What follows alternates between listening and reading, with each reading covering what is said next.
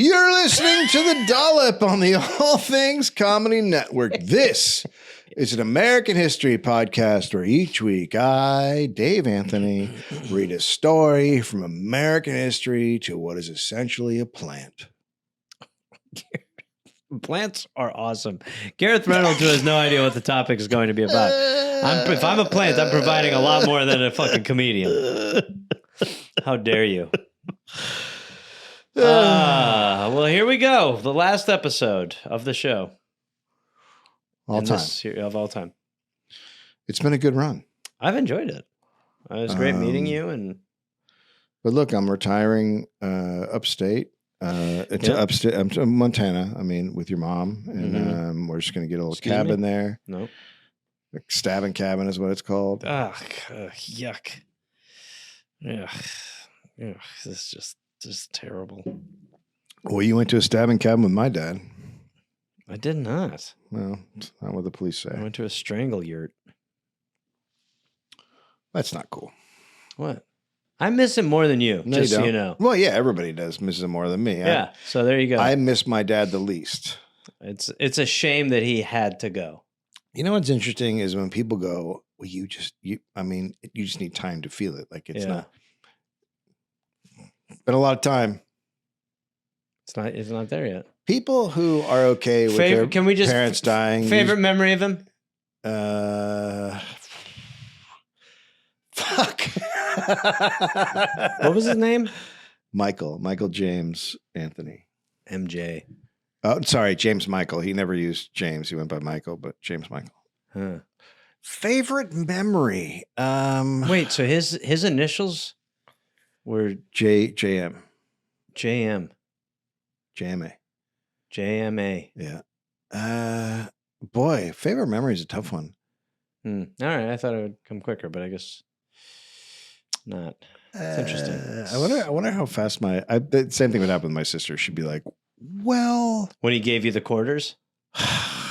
He gave them to her. He didn't Posthumous quarters was pretty cool. Yeah, that was just, yeah. That's pretty cool. Fuck, dude. My favorite was when he and I one time, we went fishing and he threw the pole and he jumped in and he came out with a fish in his mouth like a bear. That's a movie. Oh. That's not. It's a great scene. That didn't happen to you. Oh. Okay. My favorite, honestly, my favorite moment that I ever had with your dad was this one time we were on a train and we had an argument and we ended up on the top of the train while it was moving and we just fought each other. And then as we were going through, as it was getting intense, he was on top of me and he's going, I'm smarter than you. I'm better than you. I'm better than you. And I just kind of held his head up and his head got taken off by a light. And I said, yeah, well, I'm taller. That's also a movie. Oh. None of your memories of my dad are actual memories. No. 1985. Let me do this 5 more times. Pete Rose has now broken the all-time MLB hit record. Right. And he wants to capitalize. Sure. He also needs money because he can't stop gambling. Yeah, because he's in with a Jim Coke head. He met a 19-year-old memorabilia dealer. He met a 19-year-old memorabilia dealer named Berto and moved him into the house with Tommy Giassa and it was his sidekick Aaron Boy. So now there's 3 guys living in the place. Well, you're probably inviting too many people into your house when the memorabilia guy's one of them. Excuse me, who's that? He has relics. So Berto takes pictures. He sells autographs. He makes Pete's bets with 2 mob-connected brothers in New York. I got to say, all I knew was that Pete Rose was a gambler. Yeah. That really doesn't do it justice for... It really doesn't. What is actually happening. Chaos around It's chaos. He's now regularly betting on baseball, the Braves, the Mets, the Phillies, the Yankees, and the team he plays and manages for, the Reds. He has relatively good success because it's a sport he knows. wasn't his whole contention that he never bet Yes. on his own team? That's correct. So he is betting on his own baseball. team. And baseball. Oh, he's. Yeah. I didn't. Okay. Yeah. Right. So he said he never bet on baseball. Right. Right. Okay. He bets on football and basketball, and has him in deep for $250,000 to the New York mob. So he's good at it. Yeah. So this is why sports leagues ban gambling for players, because now the bookies own you. Mm-hmm. Right. And Pete has long said, and a book obtained by ESPN's Outside the Line corroborates, that Pete always bet on his team to win. But, quote, a manager betting on his own team could harm the game, even if he was betting on the team to win. He could overuse a pitcher or refuse to test or to rest a starter in pursuit of his own financial gain. And what he wagered or didn't wager could move markets in the underworld. The bookies in New York surely noticed when Berto was betting against Pete. So not Pete, but when Berto made his own bet. Mm-hmm. Any bookie would wonder if Berto had inside information. It would make it worthwhile to go against the Reds that night. The bookies also surely noticed when Pete didn't bet on the Reds. He wasn't betting against his team. He was just betting on them. So until I read this, I've always been like, who cares if you bet on your own team? But right. that argument, my argument is gone. Exactly what I just went through. Completely gone. Because that was what he always said. I always bet on him to win. Yeah. My own team to win. But now you But read now that. you know that especially if you're the manager, you can definitely be fucking around. And it's true. When you don't, then people are like, oh, they're going to lose. Yeah. So, because I've always made that argument. And now, like that paragraph, I'm just like, oh. Yep. Yeah, it's fucking crazy. At this point, it's just crazy to bet on your own team. I mean, the idea that you're going to be like making any decisions, it's just, what a crazy energy. You'd be like, man, coach is intense today. I mean, when you're an addict, we gotta fucking win. Yeah. No, imagine how crazy he was. They're going to take my big toe. Imagine how crazy he was if he bet on his team and they were losing. Imagine how fucking crazy he was in the dugout. And the shit you do, like, because there are games it's a 182 game season. So you're resting players at a certain time. You're doing certain things, so you don't want to wear them out. But if you bet on that game, you're going to throw everything at it like it's the game 7 in the World Series. Yeah, because you made a fucking bet. Is he still playing? Pete Rose? Yeah. No, he's dead. No. In this, what the fuck just happened? What the fuck? I'm sorry. That'd be awesome if he was still playing. Yeah, he's still playing. I think, he's still playing. Okay. I think so. Well, I know he's the coach, the manager, player, but it's like, I don't know how much he's playing. He's probably not playing nearly as much. Right. So at this point, I mean, who knows why? Pete cuts Tommy out of his life in favor of Tommy's steroid dealer, Paul Jensen. So this kid, he's just ruined this kid's life. He's had this kid around forever. The kid's path probably went different. He probably I want to be a baseball player. Oh my God, I'm not a good baseball player. Instead, he gets Pete Rose, who puts him on a minor league team, and then the kid starts doing steroids to like whatever. I mean, he's around drugs because of Pete. He's around the lifestyle because of Pete. So who knows what the kid's life would have been? Sure. And now he just cuts him out. Sure. And who knows why? Sure. And now it's the steroid dealer that takes Tommy's place. Okay. Pete told Tommy it was because he was acting crazy in front of a racetrack owner, but everyone was hooting and hollering and acting the same. Yeah. It seems as if Pete was like just... a racetrack owner's like, a little decorum, please. Okay, we're trying to run a classy establishment here. Now, excuse me while I go kill 4 horses. Because they didn't run as fast as I thought they would. Give me the bat. Yeah. It seems as if Pete was just tired of him, had used him up. All right. There was only one job left for Tommy, picking up a check for $34,000 and splitting it with a bookie and then getting out of town. And the $17,000 were all Tommy had. Tommy's an addict. His longtime girlfriend was threatening to leave him, and he has no friends. Now, through Paul, the new dealer, Pete finds the new Tommy, old dealer. Sure. Pete finds another bookie in Staten Island. Okay. I mean, imagine how many bookies he's gone through. Yeah, well, but I mean, the idea, again, it's just like you're doubling down. Yeah. Because some bookies are probably like, no. You go to the new bookie because you got to pay off the old bookie. Pete stiffs him, as he does. Sure. But this guy, he's not down. Right. He threatens violence, and he tells Paul it's his problem. He's going to hurt you. I'm going to hurt you. But Pete's like, yeah, I'm not. Okay. It's you, not me. Yeah. So Paul has to cobble together $34,000 from savings, friends, and family. Fuck. Meanwhile, the police are closing in on Rhode Island mob bookie Joe Cambra. Hey, I don't know. It seems like I guess this new guy, the guy who's wearing the hat that's a satellite dish. You think he's a little strange? It seems a little weird. Yeah.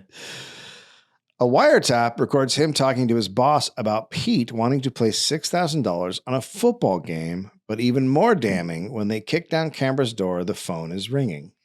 Oh, my God. Hello. Hey, this is Pete Rose, future Hall of Famer. Listen, I want to put $15,000 on Granson in the Highlight Championships.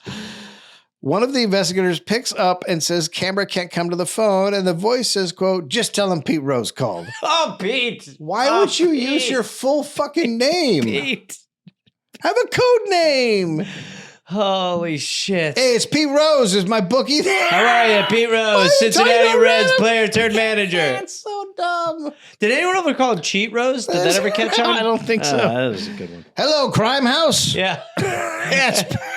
Hello, this is the New York Police Department. Hi, this is Pete Rose. How are you? Are you guys taking any bets? I'm in deep. The FBI had finally figured out what was going on at Gold's gym, and they wanted to take down every person involved in the cocaine and steroid ring. Okay. They started with the owner, made a deal with him to set up a supplier who they popped and confiscated millions in cash.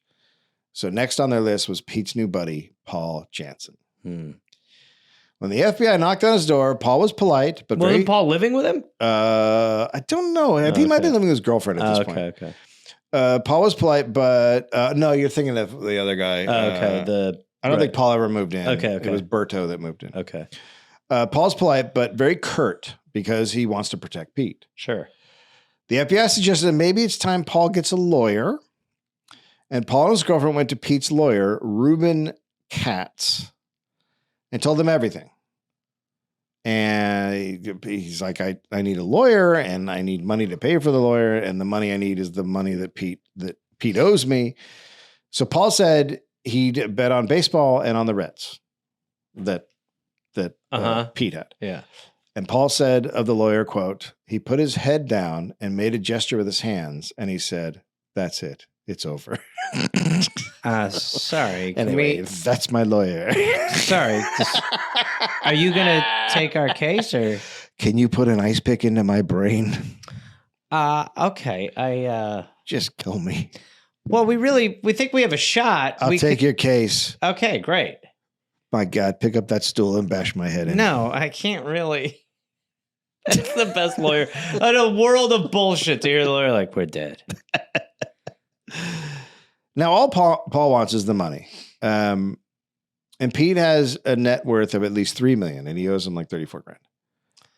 But to Pete, I don't explain that to me. Why he doesn't pay him? Yeah. Because it's the thing where I don't need to. Right. He's gotten away with not paying people for so fucking long. I mean, Terry But went even hard all of his on him. gambling debts, he's still just trying to kind of pay them off because he doesn't want to take the hit. But this isn't a gambling debt. Right. It's just money that Paul paid to cover his gambling debt because Paul was going to get hurt. Right. And Paul to him is just another friend to, use up and cast off, right? So Reuben his lawyer calls Pete and tells him what Paul said. And Pete gives Paul $10,000. How's this? This is not enough. There you go. Is not enough good? Here's a third of what I owe you almost. Here's nowhere near what I... Here you go. Sorry about all that. Here's a small part of it. Here's almost nothing. You have $3 million. Here's a little bit. Here's way less than what you need. It's 3/4 less what he owed. So that's a slap in the face to Paul. And as soon as he opened the check... Does he know about the FBI coming after him? Paul? Does Pete know that the because he went and told the lawyer. lawyer. Why the fuck would you not give him $34,000 fucking dollars right away? Just be like, bro, shut him up. That. Yeah. This is the one guy you pay off. Yeah. He's the guy. Yes. Well, it's the same thing with Tommy. You just cut Tommy out. Tommy could also fuck him over. Yeah, but this is a direct, like, the FBI is contacting me, like, all right, I'll give you a little bit. Yeah. So as soon as Paul opens up the check, he knows exactly what he has to do. He walks downstairs to a payphone and calls the FBI. So Paul starts cooperating with the feds, helping them take down the crazy cokehead bookie from Gold's Gym, the cocaine supplier. He did everything he could except rat on Pete. God, these people have such Stockholmy shit. This is why the whole Otani thing makes me go, yeah, right. Because this has happened many times. Yeah, right. When the gym was busted, Pete denied ever going there, which was very strange because he let Welcome to the Pete Rose cocaine room. because he let the owner put out ads with his picture on them saying, Hi, I'm Pete Rose, and I only go to Gold's Gym, this one specifically. saying he exercised there, let him make Gold Gym sweatshirts with his name on them, and even let them call it Pete Rose's Gold's Gym. I've never been there. Pete Rose's Gold's Gym. I've never even been there. I don't even know what Gold's Gym is. There's a bunch of merch with your face on it. I didn't do cocaine at the juice bar. What? I don't know what you... I've never been there before. Oh, it's fucking great. So a year has gone by since Paul talked to the lawyer, right? Mm-hmm. Katz. And Paul wrote him a letter now, quote, I have a feeling that you and Mr. Rose discussed our meeting and concluded that a non-committal stance by yourself might discourage me and I'd dry up and blow away. Well, I don't intend to. He went on to say Pete was too ignorant to recognize the damage that Paul could do if he went public with these claims, and then got to the point. Quote, I'm prepared and anxious to prove this in court if necessary. I wasn't put on earth to be Pete Rose's doormat. It is time for him to take responsibility for his actions and, if need be, get some professional help along the way before he has nothing left. Wow. So that's a threat. Yeah. That's a genuine. I like the idea of saying he needs help too. Yeah. But it's too late. Rumors are swirling. Sure. The rumors are that someone named the Skin Man has recordings where Pete admitted to gambling. Jesus Christ, the fucking Skin Man. I knew I shouldn't have trusted the goddamn Skin Man. I mean, he sounds like such a comforting, good name, the Skin Man. Look, it's like when my old buddy, the kidney guy. I told the Skin Man everything too. I really let him know everything. I mean, you hear a guy named the Skin Man, and you're like, just let it out. Yeah. I really am just picturing a naked guy full of folds. How are you, Pete? Hey, Skin Man. Hi, Pete. It's just he takes like a hit. It just like takes a hit of something, and the Skin Man appears. Hello, Peter. Hello. Oh, Christ, the Skin Man. The IRS agents were circling to nab Pete for lying about gambling wins on his taxes. Even though the FBI ultimately chose not to press charges because they, quote, didn't want another John DeLorean situation. Oh, my God. What the fuck? We all want a John DeLorean situation. Keep giving us John DeLoreans. How do we get Dollops? If it ain't broke. Crikey. They did hand the investigation over to the one place Pete did not want it to go. Major League Baseball. Oh, fuck. You don't fuck with the baseball guys. So, tired of waiting for Pete's lawyer, It's Paul, crazy that the FBI turns an investigation over to MLB. I think it means that, for a federal prosecutor to go after you, they usually have, like, their success rate is crazy on prosecutions. That's why I think Elon Musk was going down, because the DOJ. All right, let's not make this political. We don't see eye to eye on Elon. We've been able to do a podcast despite that. So they probably were a little worried about witnesses, or it's probably all sort of nebulous. Like, you could tie them together. Like, maybe you could do it in like a city court or whatever, but feds really want to lock it down before they go after you. Right. So they probably didn't have it. Probably easier for MLB too, because they're like... Yeah, MLB it's a private corporation, so they can just do what they want. Right. So Paul's tired of waiting for Pete's lawyer to get back to him, so he calls Sports Illustrated. Nice. Smart. There had been rumors about Pete's gambling problems for years, but nobody in the press had anything concrete. Okay. Now, a real witness who was involved just waltzes up to Sports Illustrated writer Robert Sullivan with the story. After a few conversations, Sullivan is convinced Paul's telling the truth, and the magazine assigns several writers to fan out across Cincinnati in what is going to become one of the most explosive stories in the history of sports. Oh, my God. They had to move fast, though, because of other outlets heard about it, they'd get in there quicker and maybe do a shittier job. But the problem was there was a mole inside of Sports Illustrated's newsroom, and he tipped off MLB about. Okay, right. So Pete the same thing happened with David Stern in basketball with the Donaghy shit. Oh yeah, there was they rushed to get out their own investigative findings before, I can't remember, whatever the FBI did. Yeah, and then it was it became a little it became harder to win that narrative. Anyway. Right. So Pete is at spring training, and he gets word while he was running wind sprints and making fun of his players for getting fat during the offseason. You are a psychopath. You are out of your fucking tits. If all this is going on and you still feel comfortable doing wind sprints, busting chops, it is so you would not see me. They'd be like, "Where is Gareth?" They'd be like, "Oh, you see that pile of cigarette butts with hair poking out of it? That's him." He gets word that the commissioner wants to see him in New York tomorrow. So if you're in spring training and they're like, "Commissioner needs to see you tomorrow," you're fucked. No, Pete Rose would be like, "It's got to be good news. I'm going to win an award. I think he's got a teenage daughter he wants me to pork. They're going to declare me Mr. Baseball and let me fuck their kids. I think I got a good feeling about this, everybody." He's putting on a bib for no reason. So the next morning, Pete is sitting across the table from three men. Faye Vincent, who looks like a thumb made out of marshmallows. Dave, I hate to do it, but it's a very specific thing you've said.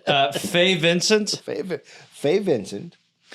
And then there is soon, am I right? Is Josh right? Josh wrote that. He right. Really... He does, right? Yeah. He's not... It's not... I don't want to be too rude. It's not great. I don't want to be too rude. I don't want to say this, but it looks like if Sloth from the Goonies got a makeover. I mean... Yeah. And Dave. then... Yeah, no, it's like, hey, party was melting. So the next guy at the table is the soon-to-be baseball commissioner, Bart Giamatti, who was an odd guy for his time and a man who would never be chosen to be a commissioner of pro sports today. Okay. Now they're all finance guys or union busting lawyers right. Working inside, whatever. Yeah. Bart Giamatti had a doctorate in comparative literature and was an expert in Renaissance epic poetry. Whoa. But he was a union busting ass when he was a president of Yale, but he's an intellectual. Italian-American. He was greeted as Yale's first ethnic president. He was Italian. The first ever to not come from the wonderful Anglo-Saxon stock. His portrait was hung in local Italian bars. Okay, sure. He worked at Yale for 3 decades before joining MLB as the president of the National League, and then ultimately became commissioner. And then the third guy, he's also Paul Giamatti's dad. The third guy was Commissioner Peter Ueberroth. Okay. From the Dollop LA 1984 Olympics episode. He increased revenue for the league. He ran the 1984 Olympics. Yeah, right. He's a business guy for... Mitt Romney. Killed an eagle. Right, yeah. Increased revenue for the league to a degree never before seen. He facilitated collusion between the owners to violate the league's collective bargaining agreement, which means he helping owners work together to steal money from the players, which led to over $280 million in fines. But he did one thing that is relevant to Pete Rose. He reinstated 2 baseball legends, Willie Mays and Mickey Mantle, who had been banned by the prior commissioner because of their association with casinos. Oh, wow. Which I did not know. I didn't either. So he let them both come back in. Yeah. How old? Like, they must have been retired when that happened. Oh, okay. I get it now. I think. Right. That'd be amazing. Or it must have been retired when he let them back in, I mean. Right. That's what. Yeah, right. Commissioner Ubal. I've been waiting for this call for a long time. No, it's just performative. All right. Commissioner Uberoth wanted this whole mess to go away. All he needed was for Pete to just sit there, admit he had done something wrong, get treatment, and not do it again. Mm-hmm. Then he'd avoid being banned for life. Instead, Pete sat there and told them he had never betted on baseball. Jesus Christ.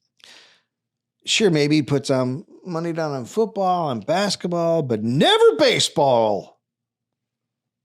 Uberoth didn't want this hanging over his head at the end of his tenure, but he had no choice. So he set up an investigation led by a really big lawyer, John Dowd. Dowd is an interesting choice. He was an attorney who took down mafia guys, but he also protected scumbags like an Air Force colonel who secretly gave weapons to the murderous rapists in the Nicaragua Contras. To be fair, if it's war-based in it's not good. No, that's okay. No, it's not actually. Yeah, it is. I mean, nuns. Huh? He spilled everything to Dowd, sparing absolutely no detail. So Pete's old little buddy, Tommy Giosa, is a very emotional guy. He's also a steroid guy. Yeah, he's now 700 pounds and crying. He left it. He's the Hulk. His balls are inside his body. He's an emotional Hulk. I'm all back acne. Yeah. He loved Pete for taking him out of obscurity and introducing to the whole millionaire It's been very difficult lifestyle. to be cut out of Pete's life. Got a shot at playing pro baseball. He loves Pete for this stuff. Sure. Also booze, women, drugs, like the whole thing. But now he's living in his parents' home with his girlfriend. The unsung heroes of this episode are his parents who let an emotional Coke giant come live in their house again. Mom, where's the milk? Well, just moving in your parents' house with your girlfriend has got to be such a bummer. But to be 400 pounds of roid. Yeah. Maybe you don't really need to be that big anymore, honey. No, I gotta lift the house. I decided, I'm going to try to grab a plane out of the sky. So the FBI comes to the door. John Dowd calls, and Tommy's just not going to rat on Pete. Sure. That's sad too. But he also knows Pete would never You do should it. tell on him. He's my best He's friend. my best. But would Pete do that for you? No. No, well, maybe. I don't know. He won't answer my calls. He knows Pete would never do that for him. Pete would rat him out in a heartbeat. Tommy's prized for standing by his friend 2 years in prison. Wow. Finally, it comes time for Pete to sit down with Dowd. Go one-on-one with the guy who's running the investigation. Oh. Who's going to basically decide his fucking legacy. Right. Dowd has a 7-hour deposition. Where Pete, How long until Pete just runs through him? where Pete refuses to acknowledge anything about betting on baseball. He said he was only guilty of, quote, being a horseshit selector of friends. By the way, he was supposed to be able to pick a pony, but He's the horseshit. The hubris It's crazy. is off the charts, obviously, Yeah. and you understand where it's motivated from, but that's still amazing to think that you can get away with that shit. It's insane. What are you, a president? What do you run a car company? Yeah.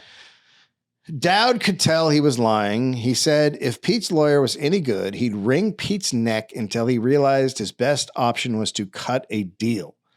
And there are many deals they are offering. No fewer than 4 deals are on the table. How about it? The investigation goes away if the Reds win tonight. Peter, come on. Trust me, I know how to get these guys working if I need to. Okay. 2 deals on the next game. Okay. How about we do a parlay, all baseball based? If I win, I'm the commissioner of baseball. If I win, I never gambled on this sport. Yeah. So Uberoth has now stepped down. He's been replaced by Giamatti. All Pete needs to do is admit his wrongdoing, work on being a better person, and he's not going to be banned for life. That's a I mean, big they're ask. giving him That's the a big biggest, ask. but it's big the ask. biggest get out of jail card Oh ever. my God. It's crazy. Especially knowing how it plays. I mean, it's just like, bro, he can't lose. He cannot lose. He can't take the cannot L. lose. That's right. Yeah. Not only did Pete refuse, he went to war instead. Pete found a local judge who was up for re-election and got him a ton of positive press by having him place a restraining order on Pete's case, blocking the commissioner from ruling on it. Wow. That's so crazy. Uh, That to me, like, it doesn't even sound possible. It's really just like I'm putting a restraining order on this. This case can't come within 300 yards of Pete Rose. So Giamatti is fucking livid.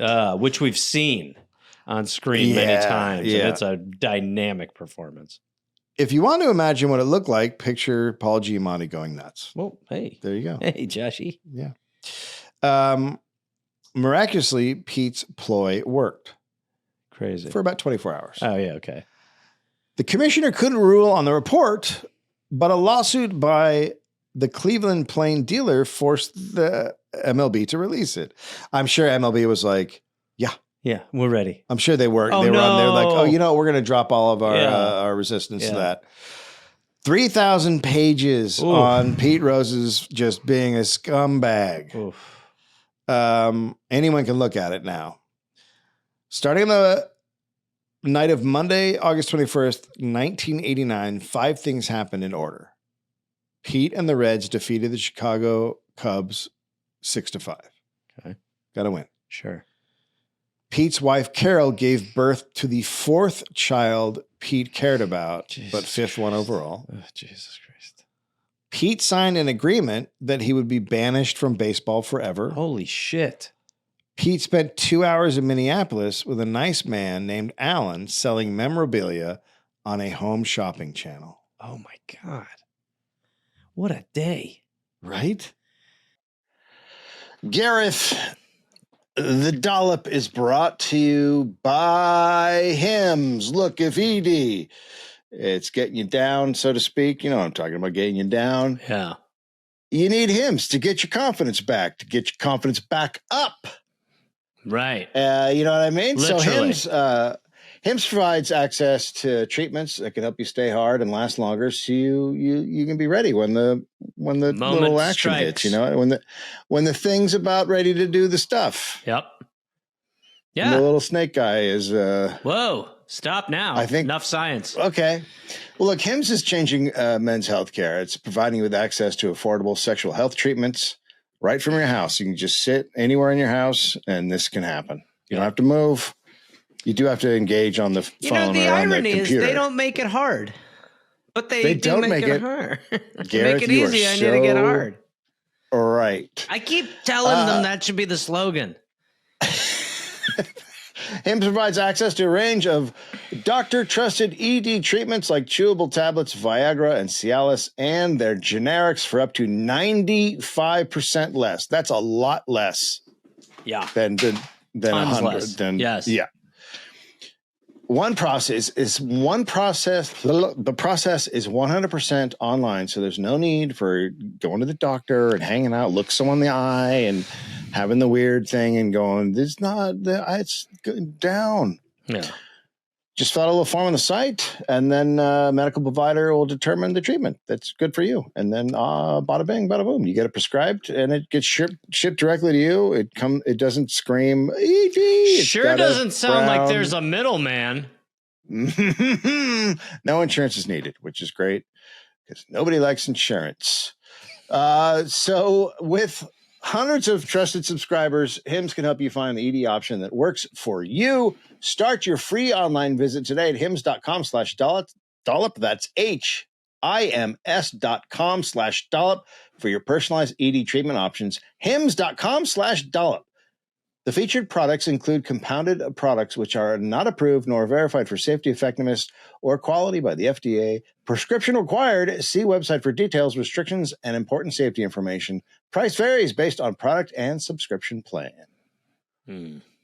Gareth, if that's your name, the Dollop is also brought to you by Factor. Coconut curried lime tofu, Dave. That's the latest.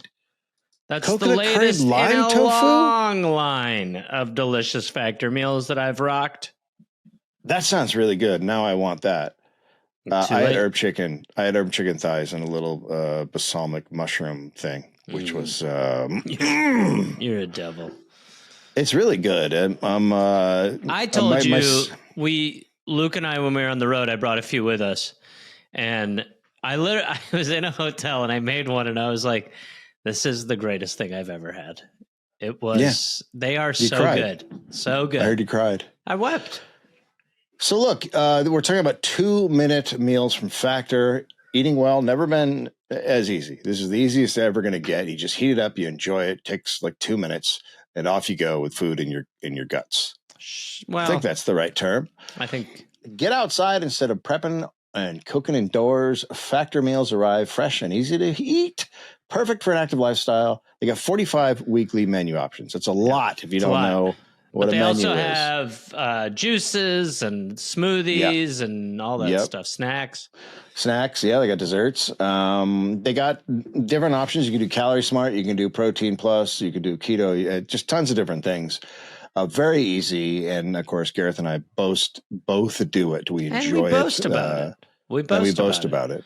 But yeah, it's very good. It's very easy. Finn's going to start doing a heavy protein workout thing this summer, and he's going to be doing Factor.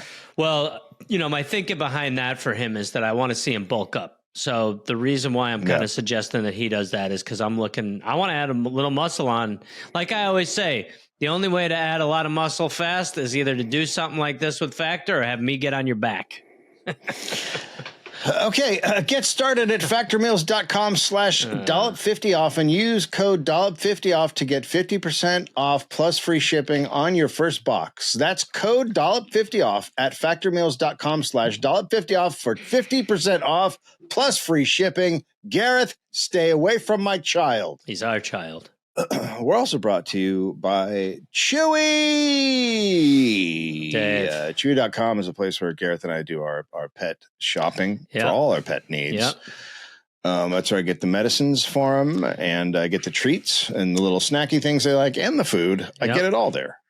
It's easy to have a subscription, and honest to God, we like we were saying before, we love Chewy, but I heard something about Chewy the other day that made me be like, this company is just next level, which is, you sometimes have your subscription and, set up for whatever, like food or medicine or whatever it might be. And, if and when it happens and your animal passes, they're going to obviously send you one. And then you're going to go, oh my God, this is horrible. And Chewy not only just like cancels the subscription, gives you your money back, but they let you keep the thing and suggest you go donate it to a shelter for animals. That's nice. Yeah. It's like they are a next level good company. Yeah, everything I've heard on the level of how they treat people and the pets is fantastic. They also offer prescription medications and telehealth vet visits and pet insurance, and they're expanding in-person vet clinics across the country. I know someone who their dog had to get 2 back hip surgeries, and they had pet insurance, and highly recommend that. Yep. So also with the summer heat coming, the ticks and the fleas and all that stuff, they go up. More and more of them. And they can spread to other animals, and you know how it goes. So Chewy has a wide range of vet recommended flea and tick medications, but you need to eat around. Let's be honest. Yeah. So look, we're both obviously big fans of Chewy. That's where I do God, it's so much easier to get your pet food that way. I cannot even. It's just amazing. It's the easiest. So look, you are all going to start using Chewy. That's an order. Say it with us. We will start using Chewy. Yeah. Keep your pet happy, healthy, and a little bit spoiled with Chewy. And right now you can save $20 on your first order and get free shipping by going to chewy.com/dollop. That's chewy.com/dollop to save $20 on your first order with free shipping. Chewy.com/dollop. Minimum purchase required. New customers only. Terms and conditions apply. See site for complete details. Gareth, this podcast is brought to you by Squarespace, the all-in-one platform designed to help you stand out and succeed online. You can do it all in one place. Squarespace. It's where you get your websites and your domains and everything you need. Now it's how you become a Fortune 500 company. Yeah, like and me. if you sign up for Squarespace, you become part Like owner in the Garecore. Dollop. I don't know if you heard about this, but Garecore is finally going public or whatever on the stock market. You should know what it is if Garecore is actually going to go public. I'm ringing the bell at the So New you York have your Stock Exchange. You have your Garecore website set up? Is that a part of that? Well, why else would you be talking about it during the Squarespace? I've had a couple cocktails. No, we always say it. All of our websites are Squarespace, and they keep adding more, and they look professional. They're like if we have websites, you know it's not that hard, and you can. Right. We are going to be adding merch to our website through Squarespace at some point. It's just we keep saying that. Well, we are going to do it, but we're trying to get it done. It's hard. That's one of the things that, the issue is not Squarespace. No, it's us. I wish we could blame them. They're ready to go. Yeah, so you can sell stuff on Squarespace. You can do invoices and online payments, and you can sell videos if you want. You SEO can host tools. All your video stuff. Yeah, you don't even know what that is. Yeah, I do. You can add a paywall so you can have your online courses and tutorials, premium workshops. Do you know what it is? It's when you're like left behind, like maybe on an island, and you're like SOS. SEO. I need to get out of here. Oh, well, this got weird. Next ad, we should figure out what SEO tools are, but they got them. They got them, baby. They're the best. We love Squarespace. Yeah, and they got built-in analytic tools. You can review website traffic and learn where to focus engagement and track revenue from bookings and invoices and product sales all in one place. It's all right there for you. Nothing ever updates out. You don't have to worry about updates at all. It all updates on its own. It's all great. We love it. Head to squarespace.com/dollop for a free trial. And when you're ready to launch, use offer code dollop to save 10% off your first purchase of a website or domain. That's squarespace.com/dollop for a free trial. And when you're ready to launch, use offer code dollop to save 10% off your first purchase of a website or domain. Boom. Badagaboo. Hookapaka. He signs a lifetime ban deal. Yeah. And that's for what? No criminal prosecution or what? It's got to be. I don't know why he signed the deal. It's got to be. I mean, it has to be. Once that report, it's a 3,000-page report. Yeah. That just. It damns you completely. You're done. But it also just shows you, like, why the fuck would you not take one of those earlier deals? Reporters met him in the shopping network. Well, that's right. Now I remember why. Reporters met him in the shopping network studio parking lot, and they knew. Everyone knows at that point. Yeah. MLB had called a press conference for the morning. Pete then had to call his own press conference. He fought to include language in the agreement that ensured it wasn't a denial or admission of guilt. So he thinks that's how he's a legacy save. He's threaded the line, right? Yeah, right. He's got this. What a genius idea. He thought this is going to protect him, that he would ride the line. So he's shocked when the commissioner goes on TV and said he believed Pete bet on baseball, and more specifically, the Reds. And Pete's like, how could he do that when he signed language saying that wouldn't happen? But he had it totally fucking wrong. He thought that he and the MLB were committing to some sort of opinion-based NDA type thing. Right. But that's not a thing. Right. Well, you want to make sure that before you are like, all right, good, that'll never get out. There you go. The commission was allowed to say whatever he thought. Pete's only move was to deny that he bet on baseball while also having signed on to a permanent ban. I cannot believe thinking that is how an investigation works. It's so dumb. It's so fucking dumb. Like I would even up to this point, there is footage of so many investigations. But it's not even so much an investigation. It's the court of public opinion that he wants to like. But even then, the idea that a prosecutor or someone investigating you can't say what they think. No, it's insane. Like, that's all they do. Yeah. Okay. So dumb. So he's going to deny that he bet on baseball, but he signed the permanent ban. You would only, in the public's eye, you would only do that if you bet on baseball and didn't want any more information to come out. That's the first thing I thought of. Without question. Why would you sign if you didn't do it? You'd fight it. You'd be like, fuck that. So Pete didn't just look wrong. Now he looks stupid. Yeah, right. Nobody thought Pete would actually be banned for life, though. They're like, well, they'll come around. Everyone assumed he would repent, apologize, and become a better man. The only punishment that fit the crime for Giamatti was to put on baseball's banned list. Uh-huh. And Giamatti made his ruling, and then just a few days later, died of a heart attack. Whoa. He was only 51. What the fuck? That's weird. Giamatti, quote, baseball will break your heart. Everyone blamed Pete for Bart's death. Good. Especially new commissioner and human marshmallow thumb, Faye Vincent. Sure. Absolutely. I mean, everyone but Pete. Quote, nobody ever said anything about how he smoked 5 packs of cigarettes a day and was 65 pounds overweight. I don't think it had anything to do with me, but hey, he's the one who started the investigation. Holy shit. You gotta. Dude. By the way, God. you're so right to be like 5 packs of cigarettes a day. However, Shut the fuck buddy, up. read the fucking room. The guy just died. What are you doing? I didn't kill him. He's fat. He smokes. He's a fat cancer boy. Yeah, no, this is such a great example of why all these athletes have PR now. Yeah. And it is like, I mean, that is what you think about is like the level of sanitization that these athletes now go through. Yeah. Oh, Like, yeah. They are social media, all that. They're unable to.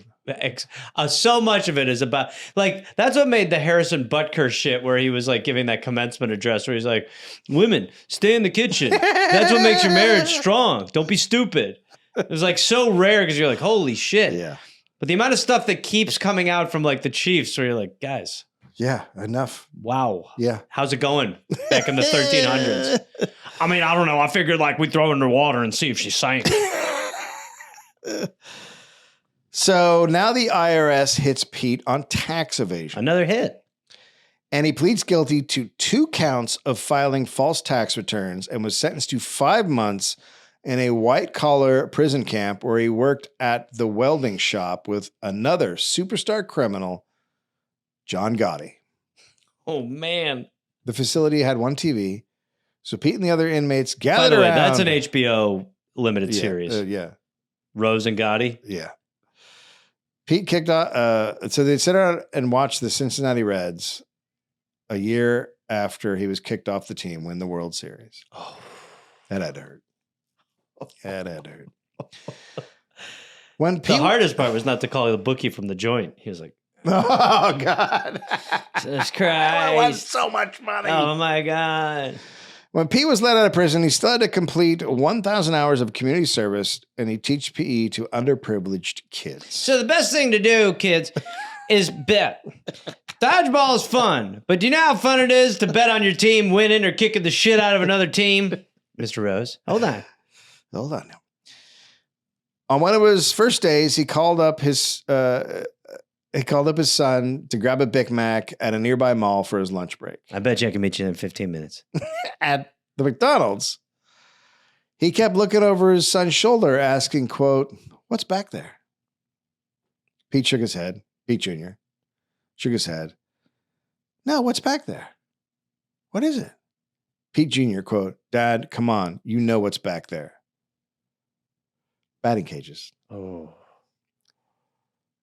Pete walked past the 55, 65, 75 pages to the 85 mile per hour fastball cage. And a crowd formed because Pete fucking Rose was going to do batting practice at the mall. He turns on the machine and the first pitch shot out like a cannon. And Pete smacked the shit out of it, hitting a laser. And then Pete turned to the crowd, quote, "Some things never fucking change." And then he exited the cage and finished his Big Mac. You know, I'd call it pathetic. Just having your son along on that fucking, you knew what you were going to do. You wanted your son to see it. Like, it's just all so pathetic. Yeah. It's so fucking pathetic. Performative. And yeah. Pete being banned from baseball didn't mean he couldn't make the Hall of Fame. Separate institutions. The Hall didn't usually discriminate based on inductees' personal lives. As Pete loves to point out, the Hall is full of drug abusers, cheaters, and wife beaters. So Pete should just waltz on in. First ballot, he should get put in. It's so cool that he's right. He is right. And that it's just is validating to just be like, yeah, it's full of a bunch of pieces of shit. What's one more? Yeah. Good point, Pete. But there should be the Hall of Fame should have a room for dickheads. Yeah. Barry Bonds and Pete Rose and all these the guys asterisk who were fucking assholes. Yeah, why not? Yeah. Why not have that? This is a room of what it's like when you're a fucking asshole, but great at baseball. Because otherwise you're just acting like that doesn't exist, and it does exist. Yeah, and I think it is so, like, there is the argument, like, there were no rules against, like, this was an undefined, it's like, look, there were guys who knew about the existence of these PEDs and didn't take them because they're like, yeah, it's fucking shitty. And then Barry Bonds, his head was a blimp. But the thing about that is baseball encouraged them to take steroids. Yeah, right. So what are you going to do about that one? Barry Bonds shouldn't. Barry Bonds' problem wasn't that he did steroids. Barry Bonds was a fucking asshole, and that's his biggest problem. He was a fucking piece of shit. But you can't to other human beings. But you can't. You in sports, you're not going to be able to not let someone in because of their personality. You know what I mean? Otherwise, you'd be like, "There's just 3 people in the Hall of Fame." But he's rarefied. He's rare. I don't know enough. I'll tell you a story. There was a guy in Pittsburgh, and he worked in the media room, and some worker at the Pittsburgh stadium died. And the guy was like, we need to raise money for his family. So when a big star would come through, he'd be like, hey, man, can you send a ball and a bat? We're going to auction it off for this guy's family. And when he went to Barry Bonds, he told him, so-and-so died, and we're doing this. And Barry Bonds looked at him and said, fuck you. And that guy, who was said to be the nicest human being in the world and never said a bad word about anybody, for the rest of his life, anytime someone brought up Barry Bonds, he said, I hope Barry Bonds dies. That's how Barry Bonds affected people. He is a bad, bad person. Well, and there's so many stories like that. I would hear them in San Francisco, like how much of a piece of shit he was. He was a terrible human being. Anyway. Nice head, though. Yeah, great head. Thick. Very thumby. So he should get it on the first ballot, right? So you vote if you're going to get in the Hall of Fame. People vote, writers vote, and then usually I think there's 5 ballots, and then you're not, or something like that. There's a number of times they can vote on you over the years, and then you're no longer eligible. Except there's one other option they can do, but so they vote. And first ballot, if you're really good, they make sure it's the first ballot. Right. Ricky Anderson, your first ballot, like guys like that. Pete should be based on what he did. Sure, he's the hits leader. Yes, but everything changed the year before Pete was eligible when they added a rule banning anyone on MLB's ineligible list from being inducted into the Hall of Fame. Clearly about Pete Rose. I was going to say, I mean, obviously directed to him. And reporters are now pissed. They're supposed to have the keys to the Hall of Fame. Oh, you little whiner. Yeah, they're such little those people are so like, excuse me. You're a fucking right. Yeah, fuck off. honestly. It shouldn't be done by reporters anyway. No, I agree. Even the ones who would have voted against Pete were pissed. But Chinless Toadman Faye Vincent believed it was Bart Giamatti's dying wish to keep Pete away from baseball forever, and he did everything he could to make sure it came true. Also, did I mention Pete is still gambling? Oh, fuck me. Well, the truth is, I mean, I'm shocked, but the truth is, it's like, in an addict's brain, it's like, well, Yeah. now I can really go. Yeah, I'm not. Why stop now? Yeah. He needs money. He took gigs on sitcoms like Arliss and Veronica's Closet. He played asshole Ty Cobb He played asshole Ty Cobb in a movie about Babe Ruth. He became a recurring character on WWE. He dressing up like the San Diego Chicken, receiving a chokeslam, a tombstone pile driver, and enduring a 300-pound Samoan rubbing his ass in his face for a very long time. Whoa. WWE Hall of Fame voters were less uptight and enshrined Pete in 2004. They didn't know he was betting on it, though. 2004 was also when Pete, after 15 years, finally admitted to betting on baseball. Okay. By putting it in a tell-all book. Ah. If Pete was going to come clean, he was going to make money doing it. Yeah. Debuted on the New York Times bestseller list over the years, the Veterans Committee of Hall of Fame, which was led by his friend and ex-teammate Joe Morgan, tried to get Pete into the Hall. So they're trying really hard. I remember. I mean, I remember that being like... It was a big thing. Yeah, it was huge. Yeah. But every single time, Pete did something to fuck it up. Pete got a job on the Fox telecast of the World Series and managed to actually be likable enough to keep the gig.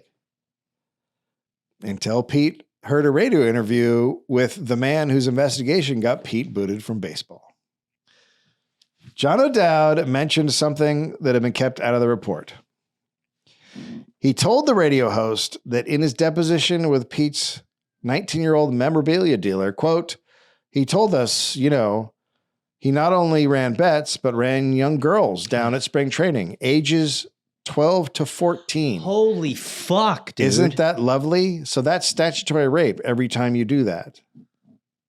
Holy fuck. So this guy, Dowd, clearly hates him. And he sees that the tide is turning a little bit. People are starting to like Pete again. People are like, yeah, right. He's not that bad of a guy. Right. He's got all these players coming out for him. And then he hits, and he's just sitting there waiting for it. And he goes, when you're ready, I got this fucking thing. And then as soon he just at the right time, he drops a fucking bomb. And that's your statutory rapist. You know, it's just whenever you talk about a grown man sleeping with a 12-year-old, it really does, I think publicly, it affects the optics.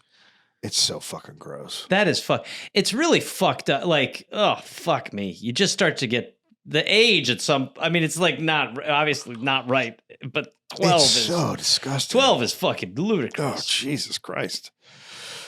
Instead of letting it go, keeping his lucrative job and becoming an liked figure in sports. So this was on an obscure radio show. Sure. He could have just ignored Streisand effect it. Pete sued him for defamation. Oh, fuck me. Now you're suing a fucking lawyer, an investigator. He's a prosecutor. So, of course, he has evidence. He had sworn testimony from a woman who claimed Pete slept with her when she was underage. What would have just been a little anecdote on the radio is now front page news on every sports site. Pete was fired from Fox. The Phillies scrap plans to honor him, and he's back out. It's that athlete mindset. Yeah, it is. Where they kind of are just like, I don't lose. Yeah.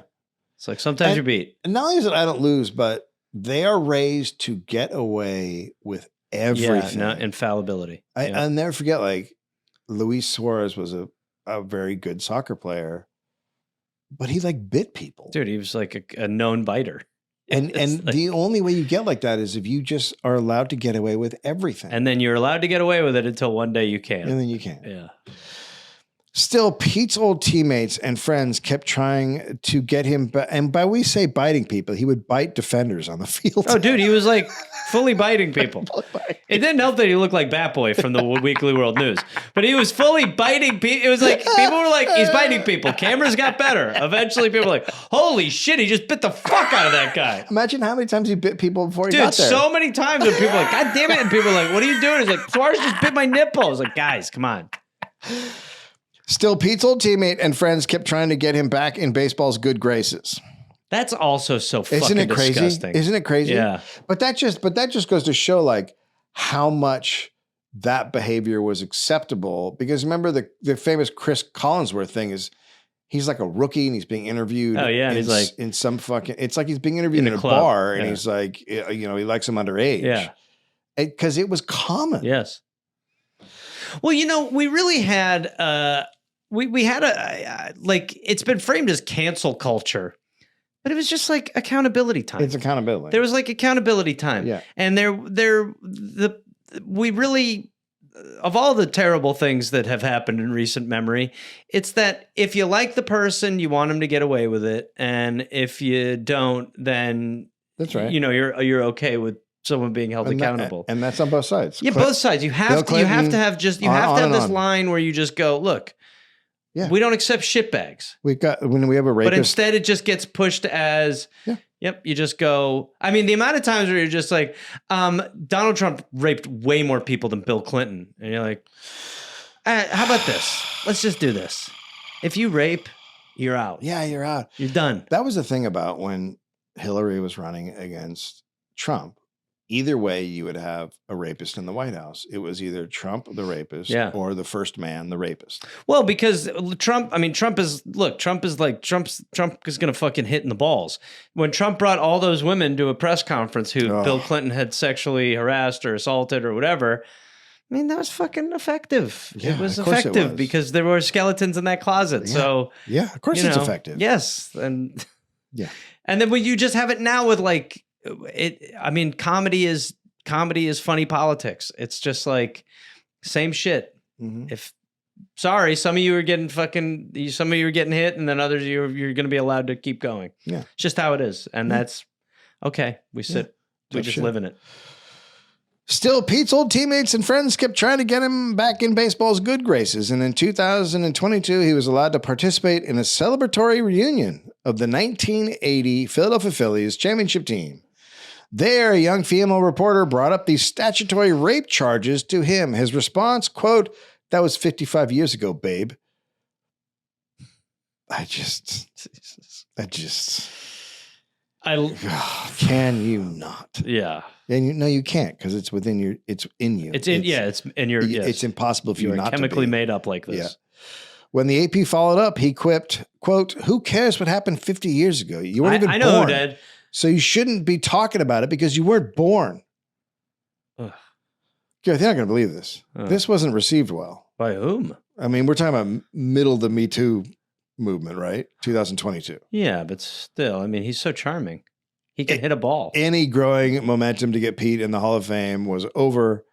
So Pete did what any person who needs money does. I'll bet you $100,000 I don't get into the Hall of Fame. He moved to Las Vegas. Oh, fuck. There he signed memorabilia for a living. Anything people brought for 5 hours a day for 15 days a month. He's OJing. Yeah. Pete did this until he died. He signed balls with his name. The Hit King, 4,192. But also, I didn't do steroids. What? He's saying, yeah, he's like, I'm not as bad as those guys. Yeah. Yeah. Well, that lane is left open, but it's an angle. I was the first man on the moon, and I'm sorry I shot JFK. Oh, so he's being he's like, I'm the victim of all these crimes that I didn't commit. Did I really do anything bad? Yeah, dude, statutory rape. It turns out it's really fucking horrifying. Yeah, but to be fair, that was 55 years ago. One of his bestsellers, Sorry, I Bet on Baseball, which you can buy on eBay right now for about $350. Wow. Pete Rose represents the true heart of America. Oversell what little talent you have, lie as much as you possibly can, and if you ever get in trouble, monetize it. Mm-hmm. He died last year. Yeah. Who cares? Oof. He had a daughter on Melrose Place. Oh, really? I looked her up, and then she vanishes. I looked her up to see her career. She's an actress, and then she's just gone in like around 2004 or something. I think when I feel like she didn't want to be in the public at some point. Sources: Charlie Hustle, The Rise and Fall of Pete Rose, and the Last Glory Days of Baseball by Keith O'Brien. Charlie Hustle and the Matter of Pete Rose by Mark Monroe. The Hit King, Pete Rose in Purgatory by Scott Rabb, baseballreference.com, and research by Josh Antrowski. You know what I always remember is I remember why I never watched a lot of baseball, but when Jim Gray asked him a question during like an all-star game, and it was like, Jim Gray like asks him, like Jim Gray. Thank you very much, Hannah. Pete, congratulations. It was quite an ovation. Pete, let me ask you now. It seems as though that there is an opening. The American public is very forgiving. Are you willing to show contrition, admit that you bet on baseball, and make some sort of an apology to that effect? Not at all, Jim. Not at all. I'm not going to admit to something that happened. I know you get tired of hearing me say that, but I appreciate the ovation. I appreciate the American fans voting me on that all-century team. And I'm just a small part of a big deal tonight. With the overwhelming evidence that is in that report, why not make that step with this Too much opening? of a festive night to worry about that. I mean, because I don't know what evidence you're talking about. I mean, show it to me. That report did, but we don't want to debate that, Pete. Well, why not? Why do we want to believe everything he says? Well, you signed a paper acknowledging the ban. Why did you sign it if you didn't agree? Yeah, but it also says I can apply for reinstatement for 1 year. If you remember correctly in the press conference. Matter of fact, my statement was I can't wait for my little girl to be a year old so I can apply for reinstatement at my press conference. So you forgot to add that clause that was in there. Well, you have reapplied. You have applied for reinstatement in 1997. Have you heard back from Commissioner Seelig? No, and that kind of surprised me. It's only been 2 years, though, and he's got a lot of things on his mind, but I hope to someday. Pete, it's been 10 years since you've been allowed on the field. Yeah. Obviously, the approach that you have taken has not worked. Why not at this point take a different approach? Well, when you say it hadn't worked, what do you exactly mean? You're not allowed in baseball. You're not allowed to earn a living in the game you love, and you're not allowed to be in the Hall of Fame. That was apply for reinstatement. And He keeps hammering him. And I remember after that, everyone was like, what the fuck is Jim Gray's problem? Right. Like, it was like so much of it was just like, Jim Gray is such a fucking asshole. That's his job. Yeah, and Jim Gray is a dislikable piece of shit. Like, he's done a lot of stupid shit. He's fucking annoying. But I had a bias against Jim Gray for so long because I was just like, Pete Rose seemed like nice, and Jim Gray seemed like a prick.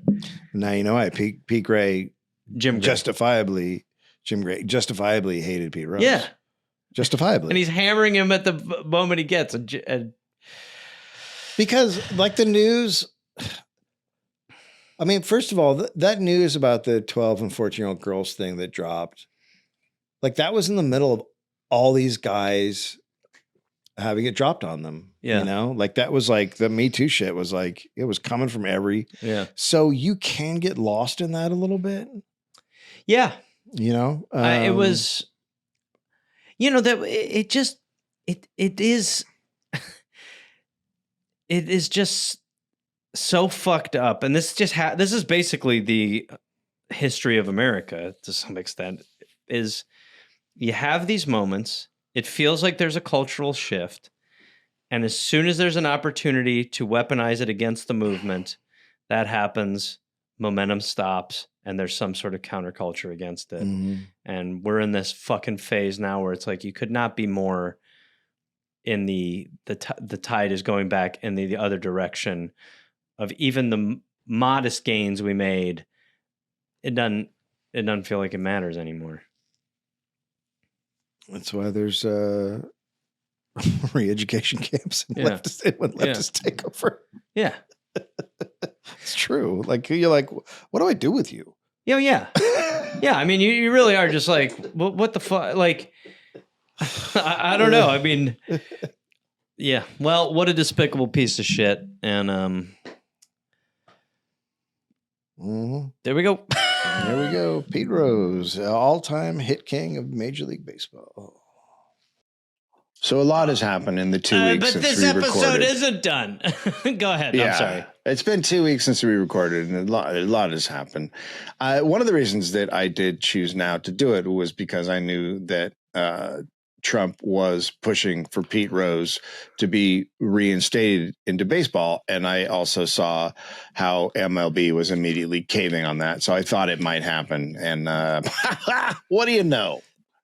Yeah, I think you, as usual, have a good eye towards that stuff. But the timing is. Did you think it was going to be happening that quickly? No, but I knew it would. I thought it would take a little bit longer. I thought baseball wouldn't just roll over that fast, but they're all pathetic, and they did. So he just got reinstated. Yes, he's not in the Hall of Fame, but he's reinstated to baseball. Now he's going to be in the Hall of Fame. Now he can be, but not necessarily, because the writers still have to vote. Yeah. And remember, the writers haven't voted for some of the greatest players ever because they took steroids back when baseball wanted them to take steroids. I actually believe one of the bigger reasons why they can't get them into the Hall of Fame and they won't elect them is because the busts would take up so much room, because those big heads, got so big during the Roy era. Big. Also, Very what color would heads. Sammy Sosa's bust be? That is hard to know. Well, it Beige, could over concrete? time start to fade. That would be the greatest if they found a way. They found a material where Sammy Sosa can slowly blanch.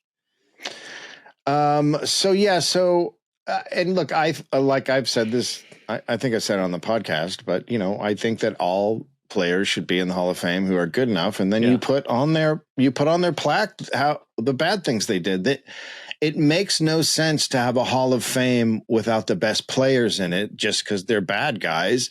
It's the Hall of Fame. It's not the good guy fame. Yeah, walk of. It's not the best character studs. fame. What's up? Yeah, so that's my feeling on it. Like Barry Bonds is just like a notorious piece of shit, and he should be in the Hall of Fame. Does but he they're get a like, dollop? well, he did steroids, and it's like, yeah, he might get a dollop, but all these guys throughout baseball have done drugs and been racists, and there's some terrible fucking people in the Hall of Fame. Yeah. So it's Ty really Cobb's in the Hall of arbitrary. Fame. Yeah.